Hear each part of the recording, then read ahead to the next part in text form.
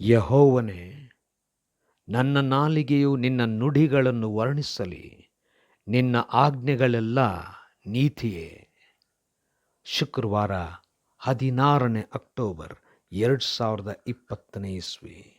ಈ ದಿನದ ವಾಕ್ಯ ಧ್ಯಾನಕ್ಕಾಗಿ ನಾನು ಆರಿಸಿಕೊಂಡಿರುವಂಥ ವೇದ ಭಾಗವು ಮಾರ್ಕನು ಬರೆದ ಸುವಾರ್ತೆ 8ನೇ ಅಧ್ಯಾಯದ 2ನೇ ವಚನ. ಯೇಸು ತನ್ನ ಶಿಷ್ಯರನ್ನು ಹತ್ತಿರಕ್ಕೆ ಕರೆದು, ಈ ಜನರನ್ನು ನೋಡಿ ಕನಿಕರ ಪಡುತ್ತೇನೆ. ಇವರು ನನ್ನ ಬಳಿಗೆ ಬಂದು 3 ದಿನವಾಯಿತು, ಇವರಿಗೆ ಊಟಕ್ಕೆ ಏನೂ ಇಲ್ಲ ಎಂಬುವಂಥದ್ದೇ. ಕರ್ತನಲ್ಲಿ ಪ್ರೀತಿಯುಳ್ಳ ದೇವ ಜನರೇ, ಶುಭೋದಯ. ಯೇಸುವಿನ ಬಳಿಗೆ ಹೋದಂಥವರಿಗೆ ಅವರ ಅಗತ್ಯಗಳನ್ನು ಯೇಸುವು ಪೂರೈಸುವಂಥವನಾಗಿದ್ದಾನೆ. ಕರ್ತನ ನಾಮಕ್ಕೆ ಸ್ತೋತ್ರ ಉಂಟಾಗಲಿ. ಕರ್ತನಲ್ಲಿ ಪ್ರಿಯರೇ, ಈ ವಾಕ್ಯ ಧ್ಯಾನ ಮಾಡೋಣ. ಯೇಸುವಿನ ಬಳಿಯಲ್ಲಿ ಇರೋಣ.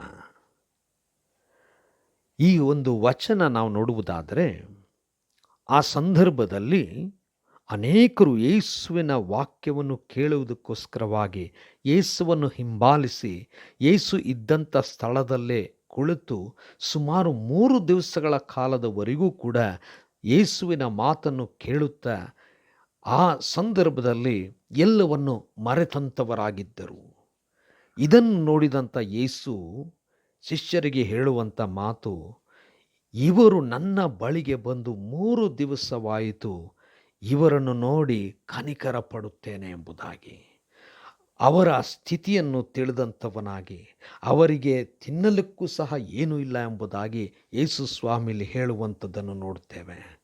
ಕರ್ತನಲ್ಲಿ ಪ್ರಿಯರೇ, ಯೇಸು ಸ್ವಾಮಿ ಬಳಿಗೆ ಹೋದಂಥ ಜನರು ಬೇರೆ ಎಲ್ಲ ವಿಚಾರವನ್ನು ಮರೆತಿದ್ದರೂ ಯೇಸುವು ಅವರನ್ನು, ಅವರ ಅಗತ್ಯಗಳನ್ನು ಮರೆಯಲಿಲ್ಲ. ಅವರಿಗೆ ಇರುವಂಥ ಅಗತ್ಯವನ್ನು ಯೇಸು ಸ್ವಾಮಿ ಗುರುತಿಸಿದನು. ಅವರಿಗೆ ಇರ್ತಕ್ಕಂಥ ಕೊರತೆಯನ್ನು ಯೇಸು ಸ್ವಾಮಿ ನೋಡಿದನು. ಅದಕ್ಕೆ ಬೇಕಾಗಿರ್ತಕ್ಕಂಥ ಎಲ್ಲವನ್ನು ಒದಗಿಸುತ್ತೇನೆ ಎಂಬುದಾಗಿ ಬಹಳಷ್ಟು ಕನಿಕರಪಟ್ಟು ಅವರಿಗೆ ಒದಗಿಸಿಕೊಟ್ಟು ಸಮೃದ್ಧಿಯಾಗಿ ಅವರಿಗೆ ಒದಗಿಸಿಕೊಟ್ಟನೆಂಬುದಾಗಿ ನಾವು ನೋಡುತ್ತೇವೆ.